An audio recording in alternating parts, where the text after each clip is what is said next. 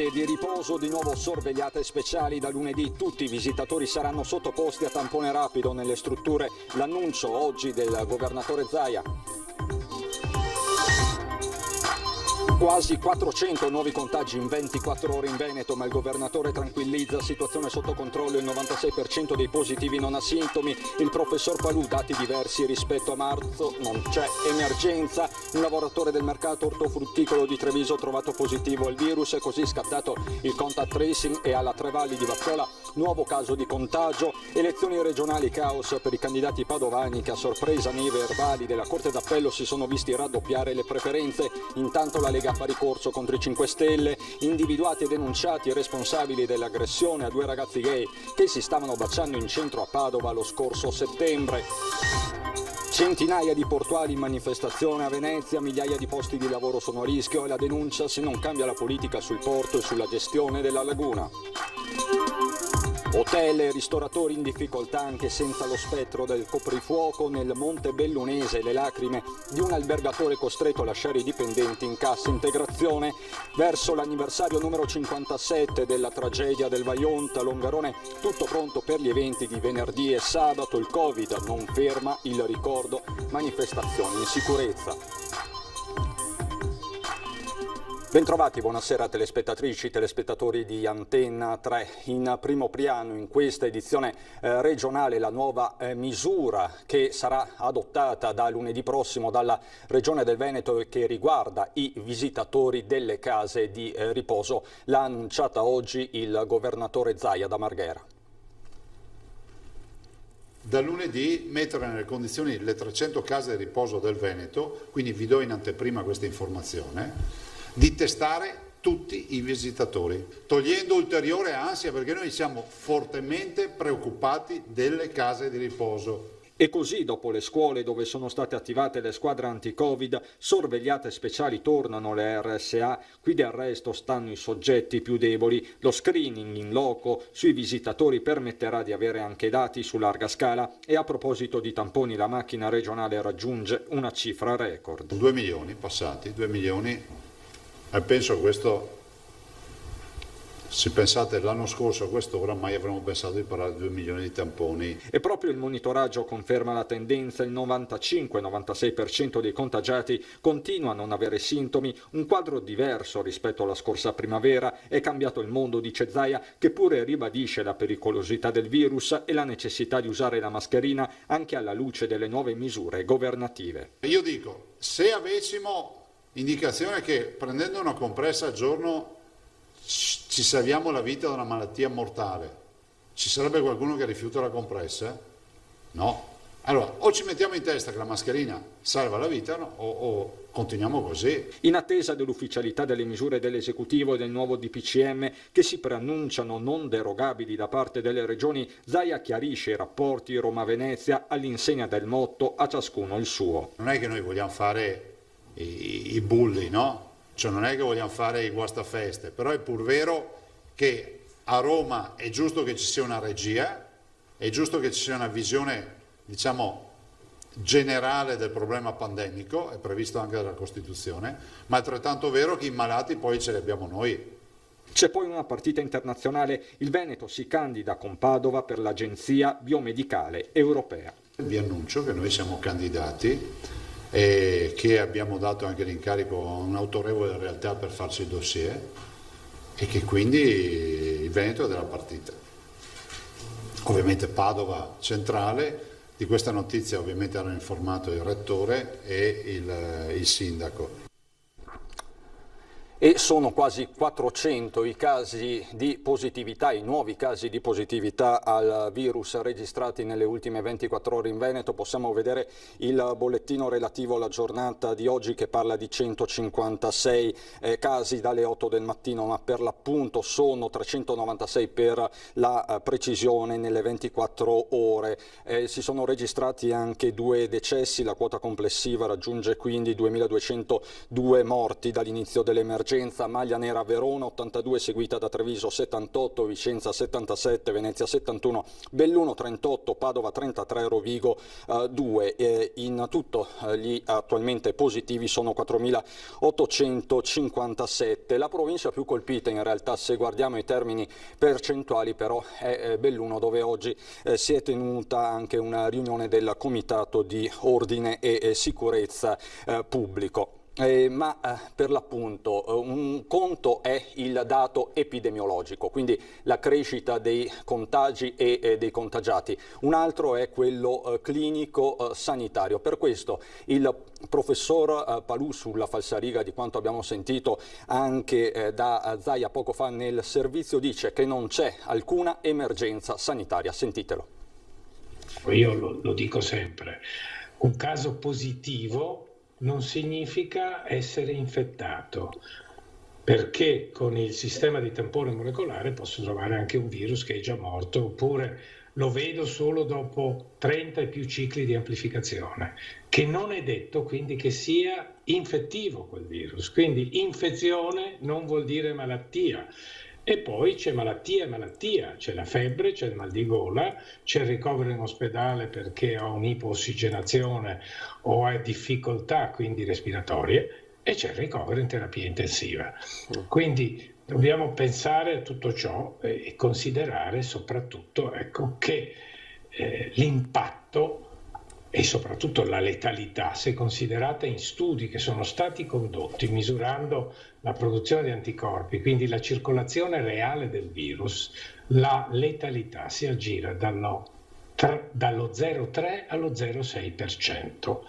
Noi ci dobbiamo cimentare con un virus che è pandemico, che non ha limiti o confini regionali, ma neanche nazionali, neanche europei e globale. È un virus nuovo che ha una grande affinità per le nostre cellule. Sicuramente è un virus cinese, diciamolo, ripetiamo, non è colpa di Trump o di Johnson, di Bolsonaro che hanno sottovalutato la situazione. È un virus che viene dalla Cina, è un virus che circola da settembre del 2019 e questo ce lo dice in maniera inequivocabile. Almeno 100.000 sequenze genomiche depositate, è una specie di orologio biologico che dice esattamente, queste sequenze ci dicono da quando il virus circola da uomo a uomo, e quindi è chiaro, è acclarato, è assodato che come nel 2002 i cinesi sono stati zitti per 6 mesi, qui sono stati zitti almeno da settembre fino a gennaio. Parole molto forti, quelle di Palù, ma è innegabile che il virus crei allarme, come è successo questa mattina prestissimo al mercato ortofrutticolo di Treviso. È risultato positivo un operatore ed è scattato il piano di screening dell'ULSS 2. L'allarme al mercato ortofrutticolo di Treviso, fino ad oggi risparmiato dal contagio, è scattato alle prime luci dell'alba quando si è diffusa la notizia di un positivo fra gli operatori. Si tratta di un uomo italiano over 30, dipendente di una cooperativa. La positività è emersa dopo il tampone effettuato in modalità drive-in. Evidentemente aveva sintomi, il suo medico lo ha mandato giustamente a fare il tampone. Abbiamo individuato, l'abbiamo contattato, abbiamo saputo, perché prima non sapevamo, perché noi abbiamo un nome, cognome, un indirizzo, numero di telefono, abbiamo capito che lavorava nella cooperativa del mercato, abbiamo chiesto a lui quali sono i suoi contatti stretti. Contatti stretti, che sono 5, sono stati individuati e sottoposti a tampone in giornata. Nessuno di loro al momento presenta sintomi riconducibili al Covid, ma si attende la conferma. Intanto il contact tracing prosegue con il direttore dell'ULSS 2 Benazzi, che comunque si appella alla calma. Dico che stiano tranquilli, perché noi abbiamo già individuato i 5 che hanno avuto contatti stretti con lui, che stiamo operando dopo ovviamente rispetto ai 5 per capire quali sono i loro contatti e quindi la cosa è assolutamente sotto controllo. E dall'ULSS confermano che c'è una nuova positività alla Tre Valli di Vazzola, azienda che sembrava uscita dalla spirale del contagio che l'aveva interessata in piena estate, il primo cluster aziendale in Veneto. Positivo un lavoratore ed è scattata la profilassi interna, con alcuni colleghi invitati a osservare la quarantena, a cominciare dai vicini di Armadietto, subito interessato il Dipartimento di Prevenzione dell'ULSS. C'è poi la politica con un vero e proprio caso che abbiamo sollevato noi, la nostra emittente ieri sera a Ring con Ferdinando Avarino, un vero e proprio caos preferenze per il Consiglio regionale, ma ripercorriamo questa vicenda. Cifre sballate, numeri quasi raddoppiati, il consenso padovano alle regionali si tinge di giallo. A far scoppiare il caso sulle preferenze ottenute dai candidati al Consiglio regionale per la provincia di Padova, il verbale della Corte d'Appello che ieri sera la nostra emittente ha divulgato in anteprima. Le cifre rispetto a quelle rilevate dal sito Eligendo del Ministero dell'Interno sono completamente cambiate. I numeri riportati dall'estratto del verbale sono gonfiati. Per esempio, mister preferenza Roberto Marcato schizza da 11.600 a oltre 22.000 preferenze. Raddoppiati anche i consensi di Enoch Soranzo di Fratelli d'Italia e di Elisa Venturini di Forza Italia. Un aumento trasversale, visto che anche agli eletti nelle file dell'opposizione è toccata la stessa sorte. Vanessa Camani del PD vola a quota 11.800, superando il collega di partito, il vicentino Giacomo Possamai, ed Elena Ostanel della lista Il Veneto che vogliamo sfiora le 9.000 preferenze. Per la minoranza in gioco ci sono ruoli di capogruppo e posizioni di partito. Il giallo delle preferenze raddoppiate ha scatenato anche gli appetiti dei non eletti che ora vorrebbero chiarezza sui conteggi nella speranza di un posto in Consiglio. Cosa è accaduto? Cerchiamo di ricostruire. I verbali quasi sicuramente potrebbero essere partiti sbagliati da Padova, o forse l'ipotesi è quella di un errore del sistema. Ci potrebbe essere anche la terza via, quella di un miracolo di Sant'Antonio, ma pare la più improbabile. Scherzi a parte, il presidente del Consiglio regionale uscente Roberto Ciambetti sta per inviare una lettera formale alla Corte d'Appello per avere chiarezze su quanto successo. Per quanto riguarda i dati, ho sentito il Presidente del Consiglio che ha ruolo istituzionale in questa vicenda e quindi il Consiglio, l'Osservatorio. Ci sono molti aspetti che sono degni di contestazione e di osservazione, lo si farà in maniera ufficiale. In attesa di conoscere la giunta, che dovrebbe essere annunciata entro il 16 di ottobre, ci sarà la nomina ufficiale dei consiglieri regionali. A sorpresa, dopo il ricorso al TAR, entrano a Palazzo Ferrofini 5 Stelle con un consigliere, la veneziana Erika Baldin, che toglie così un posto alla lista Zaia. Viene esclusa la zaiana Roberta Vianello, ma i giochi, secondo il governatore, sono ancora aperti. Per quanto riguarda invece il seggio, noi siamo convinti che la conta dei voti deve essere fatta in altra maniera, e quindi annunciamo che ci sarà da parte dell'interessata il ricorso al TAR. Dalla politica ai temi del lavoro, in primo piano la protesta disperata dei lavoratori portuali di Venezia. Noi dobbiamo far capire a chi ci governa, a chi può prendere le decisioni, che c'è un importante pezzo dell'economia nazionale, regionale, ma sicuramente un problema occupazionale per 21.000 posti di lavoro. Centinaia di lavoratori del porto manifestano a Venezia per salvare i propri posti di lavoro. La crisi economica provocata dal coronavirus, pur gravissima, è stata solo il colpo finale in un contesto caratterizzato da problemi che in alcuni casi si trascinano da anni. Dalla mancata manutenzione dei canali d'accesso alle banchine portuali, alle mancate decisioni sul passaggio delle grandi navi da crociera, fino alla recente entrata in funzione del MOSE, che nel periodo autunno-inverno potrebbe alzarsi almeno 100 volte, chiudendo di fatto l'accesso alle navi. Già ancora anni precedenti abbiamo detto che il lavoro stava andando via. Noi abbiamo bisogno che il governo ci dia la possibilità di avere concessioni e di investire su questo porto, perché il lavoro ama Venezia e Venezia ama il lavoro. Le aziende direttamente impiegate nel sistema portuale veneto, Venezia e Chioggia, sono più di 1.500 con 21.000 dipendenti, ma considerando anche l'indotto si arriva a 92.000 posti di lavoro. Tra produzione diretta e indiretta il sistema portuale del veneziano pesa 21 miliardi di euro e rappresenta un settore strategico dell'intera economia regionale veneta. Qualcosa intanto a Roma inizia a muoversi. Lo scavo dei canali in laguna, il cosiddetto protocollo Fanghi, è contenuto in un emendamento al decreto agosto a prima firma del senatore veneziano Andrea Ferrazzi, appena approvato dal Senato e presto al voto della Camera. Questo è un segnale positivo che ha dato il governo e che è stata data anche dalle comunità locali. Adesso però noi chiediamo di più. Se il porto deve vivere, deve avere un futuro, deve avere una manutenzione costante. Il governo sta lavorando in questa direzione. Speriamo che poi, da quando arriva il protocollo Fanghi, non passino troppi anni a quando si riesca ad applicarlo. Abbiamo salvato la città ora bisogna salvare il lavoro. Grazie. C'è poi il settore del turismo, questa la testimonianza di un albergatore della zona di Montebelluna.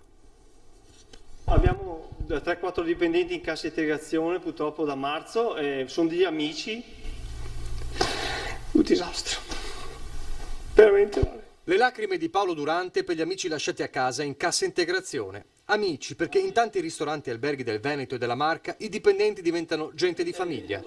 Cairano San Marco, Hotel Corone, da oltre 20 anni una istituzione in paese, ma in questo 2020 terribile la situazione è una sola.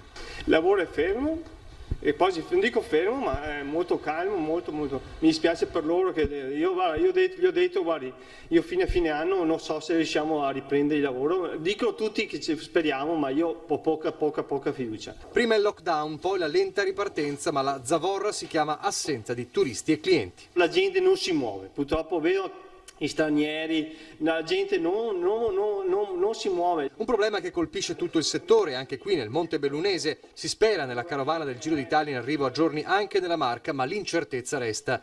Scongiurato il coprifuoco dei locali, ma per quanto? E lo spettro di chiusure future, seppur rigettato dal governo, aleggia inevitabilmente nei pensieri. Speriamo di no, guardi, perché veramente il secondo giro sarebbe molto difficile per tutti. Per me, come settore alberghiero, come i miei colleghi, guardi, anche il mio collega mi ha dato per mezz'ora fa, mi ha detto Paolo, digli che qui la situazione siamo veramente presi male. Perché se ritorna, non so se succede, se riusciamo a tenere duro ancora tanto. Situazione difficile, tanto più se poi il destino si accanisce. Paolo è il figlio dei 2 anziani, Renzo e Giuliana, aggrediti e picchiati in casa dei banditi 2 notti fa. Un trauma che si aggiunge al periodo nero. Paolo e la sua famiglia cercano di farsi forza e fanno appello alla politica e non certo per chiedere assistenzialismo. Noi non vogliamo soldi, noi non vogliamo soldi, vogliamo solo lavorare, che ci sia un po' il movimento. Veramente mi viene da piangere solo a pensarci. Fortunatamente sembrano esserci notizie positive per il settore artigiano sul fronte degli ammortizzatori sociali. Conquistare il futuro. Nell'epoca del Covid, sul tavolo su cui si gioca il destino economico e sociale del paese, ci sono 209 miliardi di euro da investire per la ricostruzione.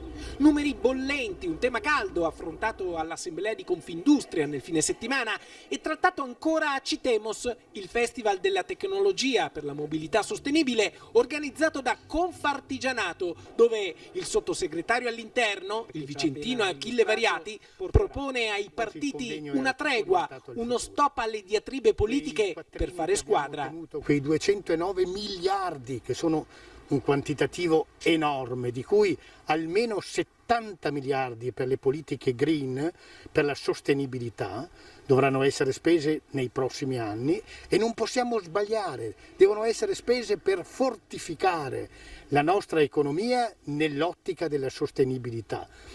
E quindi una risposta anche doverosa alle future generazioni e quindi bisogna essere insieme. Bisognerebbe almeno per un pochino, per qualche mese, lasciare il teatrino della politica, dimissioni del governo, elezioni, vogliamo andare, campagna elettorale, per metterci insieme e non sbagliare. Una cifra importante, irripetibile, da cui dipende molto del nostro futuro. Nel nord-est dei capannoni delle piccole e medie imprese che rappresentano il tessuto economico veneto, oggi, nell'epoca del Covid, gli artigiani chiedono più che mai urgentemente un segnale da parte del governo e Achille Variati assicura che arriva un aiuto concreto. Un sostegno concreto, un po' in ritardo, ma concreto.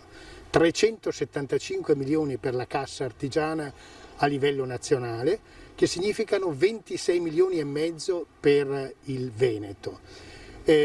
Andranno agli artigiani, a quelli che hanno avuto un taglio enorme dei loro redditi. Dovevamo fare ciò, era giusto, era doveroso ed è avvenuto. La cronaca ci porta a Padova, dove sono stati individuati e denunciati i responsabili dell'aggressione omofoba avvenuta il 19 settembre scorso. 5 persone, 4 uomini e una ragazza di appena 22 anni sono stati individuati e identificati i responsabili dell'aggressione a Mattias e Marlon, i 2 fidanzati pestati di botte la notte del 19 settembre mentre si stavano scambiando un bacio proprio davanti al comune di Padova in pieno centro città. I carabinieri di Prato della Valle, dopo aver visionato attentamente i filmati di tutte le telecamere di videosorveglianza del centro storico e aver ascoltato i testimoni dell'aggressione, hanno ricostruito l'accaduto e denunciato i colpevoli. Oltre alla 22enne padovana, la banda di violenti era composta da un 54enne di Montegrotto con precedenti per maltrattamenti, da un 43enne moldavo, da un 21enne padovano e da un 23enne di Rubano. Tutti e 5 sono stati denunciati per il reato di lesioni personali aggravate in concorso. Al momento i carabinieri, dopo aver sentito i testimoni del fatto, non contestano la matrice omofoba dell'aggressione, ma il pestaggio sarebbe stato l'apice di una serie di schermaglie iniziate in serata. I 2 fidanzati picchiati avevano raccontato il loro pestaggio in un video postato sui loro social network. Quella notte, hanno detto, erano stati accerchiati e picchiati mentre si stavano scambiando un bacio. Dopo la loro aggressione, molti giovani padovani e l'Arcigay si erano mobilitati con un sit-in di solidarietà a cui aveva partecipato anche l'onorevole del PD Alessandro Zan. Parliamo adesso del 57° anniversario della tragedia del Vajont, perché il Covid-19 non ferma il ricordo, quindi a Longarone tutto è pronto per il ricordo. Ci saranno anche il Presidente del Parlamento Europeo Sassoli e il paziente numero 1 di Codogno. Quest'anno il programma delle commemorazioni del Vajont l'abbiamo ovviamente ridotto negli eventi, però comunque carico di significati. Dovranno essere rispettate le restrizioni che riguardano l'uso della mascherina per tutti gli eventi che noi abbiamo organizzato e ovviamente il distanziamento sociale. Il Covid non ferma il ricordo nei tanti significati che la commemorazione del Vajont assume di anno in anno. 57 anni dopo è difficile, se non impossibile, dimenticare, anche perché c'è una sottile linea rossa che collega il disastro di allora all'emergenza di oggi, come dimostra anche l'iniziativa in programma sabato mattina al Centro Culturale di Longarone. Il tema è la gestione delle emergenze, il caso Covid. Leghiamo proprio l'anniversario del Vajont a un tema di estrema attualità come quello del Covid. Ci sarà la testimonianza del paziente 1 di Codogno Mattia Maestri, la presenza della dottoressa Giustina De Silvestro del Dipartimento di Immunoematologia dell'ospedale di Padova. Ci sarà l'ingegnere Rinaldo che ci parlerà da Losanna direttamente. Tra gli ospiti anche il padre dei tamponi rapidi, il microbiologo trevigiano Roberto Rigoli, che porterà la sua testimonianza sul campo. Sempre sabato arriverà a Longarone il Presidente del Parlamento Europeo David Sassoli. Sarà un'occasione soprattutto per far capire all'Europa che è importante mettere risorse sulla prevenzione del territorio. Penso che questo sia un tema sempre di estrema attualità e lo vediamo ormai quotidianamente per quello che avviene in tutto il Paese ma anche in tutto il mondo. Prima però venerdì 9 sarà l'ora della commemorazione ufficiale al cimitero di Fortonia con il capo della Protezione Civile Borrelli. Dal Vajont a Vaia, passando per il Covid, il bellunese vuole comunque alzare la testa e non dimenticare. E proprio venerdì sera 9 ottobre a partire dalle 21:15 la nostra emittente trasmetterà in prima serata a partire dalle 21:15 il reportage L'eco del fango, un documentario realizzato dal vice direttore Ferdinando Avarino con Fabio Verin. Drammatico e toccante racconto attraverso testimonianze, ricostruzioni e ricordi di un evento che nessuno può e vuole dimenticare. L'appuntamento dunque venerdì sera a partire dalle 21:15 su Antenna 3. È tutto per questa edizione regionale, ci sono le previsioni del tempo, grazie per l'attenzione e buon proseguimento di serata.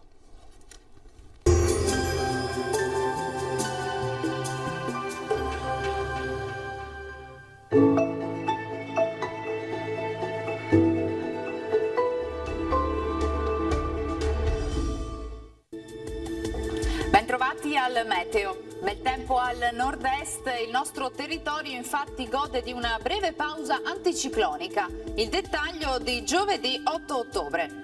Sul Veneto generali condizioni di bel tempo, il cielo sarà sereno o al più localmente poco nuvoloso.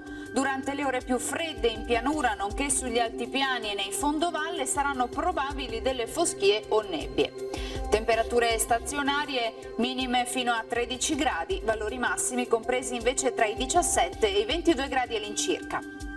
Tempo stabile poi anche sul Friuli Venezia Giulia, con ampio soleggiamento e cielo al massimo poco nuvoloso, non sono attese piogge. Temperature minime tra 9 e 13 gradi, massime sui 19 e 21 all'incirca.